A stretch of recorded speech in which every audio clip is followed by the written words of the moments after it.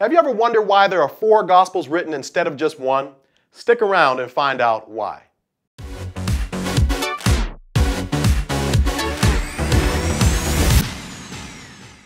Hey, what's up everybody? Welcome back. My name is Allen Parr, and so today we're going to answer the question, why do we have 4 Gospels instead of just one? And so the first thing we need to realize is that each Gospel was written by a different person to a different group of people for a specific purpose. And so during the time in which these Gospels were written, there was all sorts of information just floating around about Jesus' life. There was information about the stories that he told, the parables that he told, the miracles that he performed, the healings that he performed. And so each gospel writer carefully took a parable from here, or a story from here, or a miracle from here, and whatever else they felt was necessary in order to convince and persuade a particular audience that Jesus Christ indeed was God. And so let's start with Matthew. Matthew was a Jewish man who was writing primarily to a Jewish audience.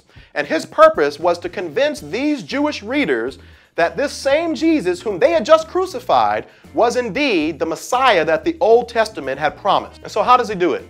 Matthew, knowing that the Jews believed in the authority of the Old Testament, he, more than Mark, Luke, or John, used more Old Testament scripture similar to a lawyer to persuade and convince this Jewish audience that Jesus indeed was the fulfillment of over 330 prophecies written about him in the Old Testament.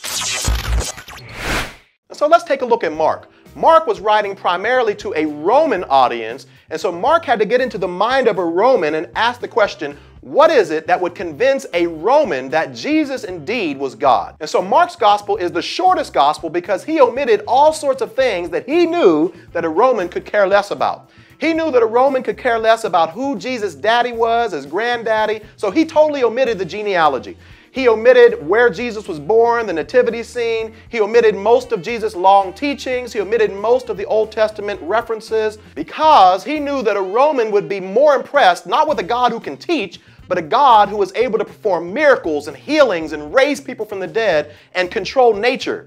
And so Mark overloaded his gospel with stories about his miracles, his healings, so that he could show that Jesus indeed was God by his actions. He focused more on what Jesus could do rather than what Jesus said. Now let's take a look at my favorite gospel, the Gospel of Luke.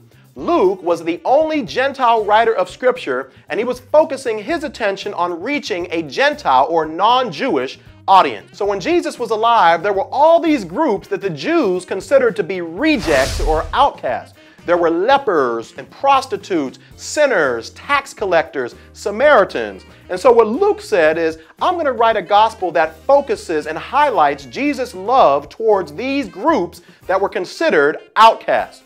And so for this reason, he included stories in his gospel that are not found in any of the other gospels. He included a story about the prodigal son who wasted his life away. He included a story about a prostitute who came and washed Jesus' feet with her tears and dried them with her hair. He included a story about Zacchaeus, a hated tax collector who found grace. He included stories about Samaritans and lepers and showed how Jesus showed grace to these groups, highlighting the fact that Jesus didn't just come for the religious, high aristocratic Jew.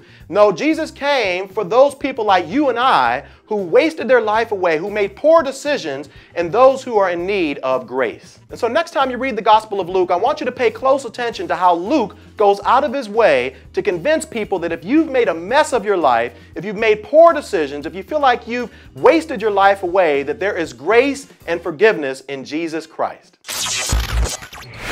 Finally, there's John's Gospel. And John's Gospel is unique in the fact that 93% of its content is not found in the other 3 Gospels. John was writing to a general audience, once again, to convince and persuade people that Jesus indeed was God. And so he did that by focusing on 7 statements that Jesus made about himself that illustrated or demonstrated Jesus' deity. He also focused his attention on 8 miracles that he believed was proof that Jesus indeed was God.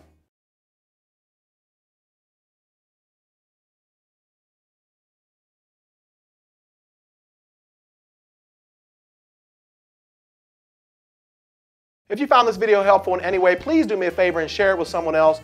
Second of all, if you're watching this on YouTube and you haven't done so already, please subscribe to my YouTube channel. And finally, if you have any questions or comments or concerns, please leave them in the comment section below. I'd love to hear from you. Thank you so much for watching. I'll see you next time on The Beat.